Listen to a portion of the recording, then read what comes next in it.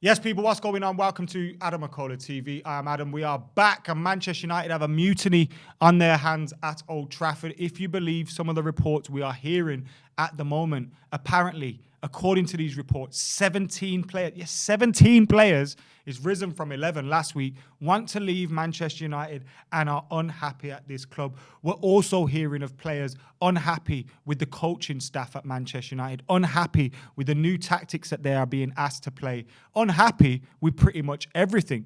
You're looking at the performances on the pitch, bad, the results are getting worse, the fans are unhappy. Everything that could go wrong at the minute is going wrong at Old Trafford. And not only that, Ed Woodward, who's been dragging his heels on leaving, his old mate Richard Arnold's coming in, who's another accountant. So is there an end in sight for these issues for Manchester United, or do we have to put up with these in the hope that one day we stumble across a genius manager who can get us out of this shtick like Sir Alex Ferguson did? Because without that, it doesn't feel like Manchester United have that leadership above the manager, have that direction above the manager to be able to lead us to glory on the pitch. And that's a massive problem. Now, as I said, some of these reports, 17 players want out. Now, Fred, as we speak, has recently tweeted, because he was one of those players that were mentioned, saying that he is not unhappy at the club. He's not, wanting out. And he is not one of those players that are unhappy. So he has poured cold water on these reports in terms of, there being discontent amongst the squad. But when you list the players and you read them, Dean Henderson, Diogo Dalot, Phil Jones, see, I don't know how Phil Jones' name ends up in here, Eric Bailly, Paul Pogba, Donny van der Beek, Jesse Lingard, Juan Mata, Edinson Cavani, Axel Tuanzebe, who's recently just got a loan move to Napoli, but is he really one of those kicking up a fuss when he was at Aston Villa on loan? Do you know what I mean? This is what I'm saying about these stories. Most of them are bullshit. Yes, there may be one or two leaks about, but the press, it's so easy for them at the minute to be able to write these stories and for us to all believe them. Carrying on that list, they had Anthony Martial on there, Diogo Dalot, and also Fred. Then they said there were 4 other players that were unnamed. Is that because you're lying? Now, I do believe there are unhappy players at Manchester United. I do believe there is discontent, and I do believe the culture is wrong at the club, but not because of these reports. Not because of these reports. I think there's a serious issue at the club at the moment. A lot of players could leave. We have a lot of dead wood. We're going to have to get rid of some of those. And we go from a squad that, about 6-7 months ago, everyone, including myself, was sitting there going, this is a squad that should be able to challenge on 3 or 4 fronts this season, to now a squad that could have so many players leaving and we need to plug so many gaps. So we could be in a real sticky position at the moment as Manchester United going into the next couple of transfer windows, because we've got a lot of business to do and a lot of catching up to do without maybe the staff or the people in place to enable that to happen. Because over the last 8 years we've seen it's been difficult to get rid of some players. Look, Phil Jones was great against Wolves, but the fact that he's still at the club in 2022 shows you the kind of issues that we have had from a recruitment level. And that needs to change, and that needs to be improved. There's a clear lack of leadership at Manchester United as well at this moment in time. You keep hearing about, the likes of Harry Maguire and Luke Shaw not being happy with the demands that are being put on them by Cristiano Ronaldo. You hear about the dressing room not being happy about the demands that are being put on them by Ralph Rangnick. Well, first of all, if you're not happy to be working at Manchester United, you need to do one ASAP. Just get out of the club. Why are we even here? But secondly, I don't think the issues in this equation here are Cristiano Ronaldo or Ralph Rangnick. I believe those issues are that squad and that culture that we've managed to cultivate at Manchester United, and it comes from the top to the bottom. I haven't really been on Twitter in the last couple of weeks because I can't stand going on there, because I know Man United are going to be tweeting just absolute nonsense. We'll lose against Wolves and they'll be talking about how much effort someone's put in or how great Edinson Cavani is, and you're just thinking, lads, have a day off, read the room. And I think, look, I know it's only social media. I know there's some social media intern somewhere working, doing those tweets for Man United, and that's his job. But it stinks of the culture of the club showing an impression of success, showing that we are successful without actually achieving that success. We can show you all the numbers about how much we've achieved in terms of commercial deals and all that. We'll give you all the spiel in a meeting or in a boardroom about how great Manchester United are and the biggest club in the world and how many fans we've got.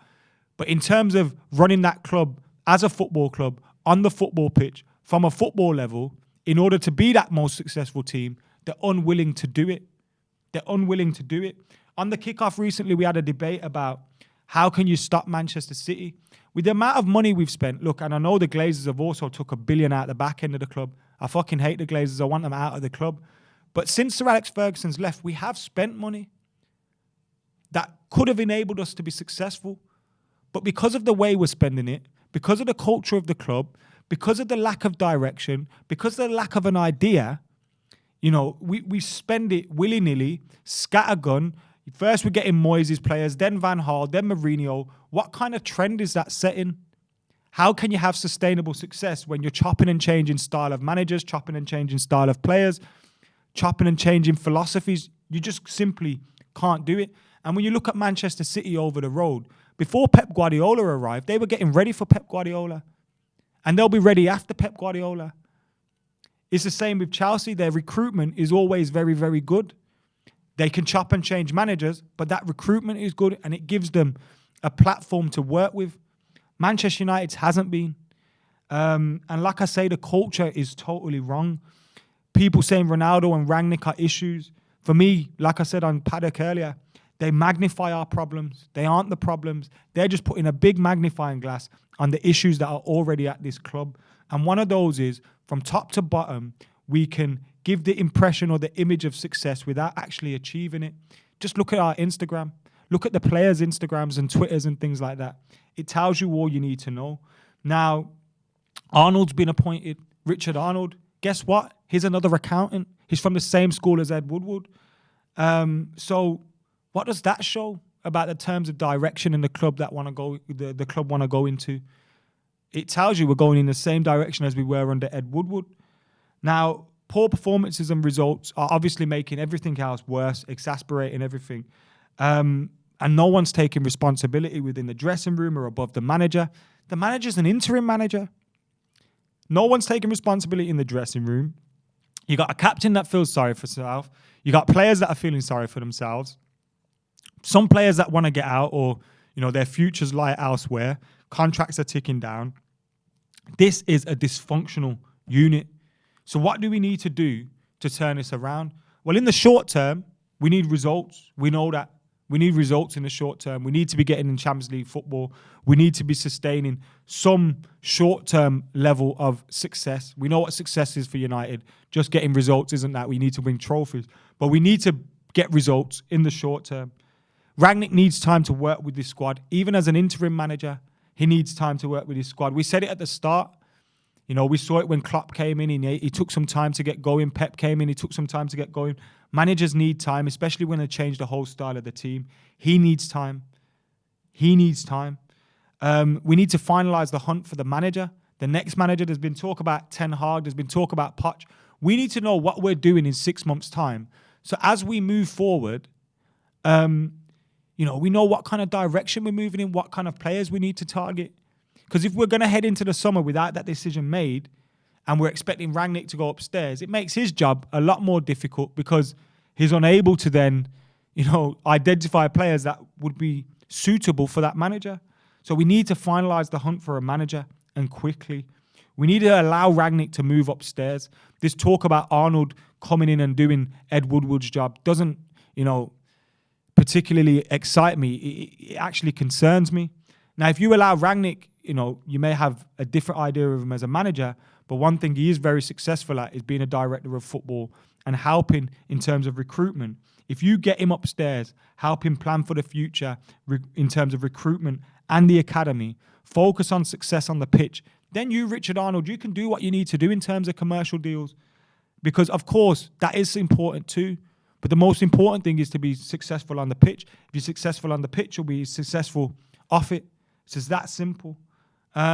So we need to allow those things to happen. Rangnick to have time. Rangnick to then move upstairs to get our next manager done and to sort out our recruitment and all that. But in the short term, the culture at this club is so wrong. We're lacking so much leadership, and we need to sort those things out as well. Of course, results will help, and they'll ease the pressure on a lot of the players. But when you look at this team, we lack leadership on the pitch. We lack leadership off the pitch. And it's really, really showing. And the levels that these players are showing as well, I think it just shows that there's no one taking real responsibility in there. So maybe this is what we need. When you look at those players, you know, Henderson wanting out and doing all these leaks and that, you know, Eric Bailly possibly leaving, Paul Pogba, end of his contract, Van der Beek possibly leaving, Lingard, end of his contract, Mata, Cavani, Twanzebe. Maybe we do just need to change it all up. You know, bring the likes of Hannibal Mejbri and Zidane Iqbal and everyone into the squad, sign a few players, and just move forward looking towards the future, have a full reset. But we wouldn't have been expecting to be here 6 months ago. And it shows you how much we have got wrong in the last 6 months and how much we have to change. But like I say, we could go on a little run of games, win them, and everything's looking rosy in the garden again. But this United team is very emotional like that, isn't it? We either win a few games and we're the best team ever and we're back, or we lose a few games and we're the worst team ever. The truth is usually in the middle, but it doesn't feel good being a United fan right now. Anyway, let us know your thoughts in the comments below. Make sure you're liking, commenting, sharing, and subscribing. Until next time, see you later.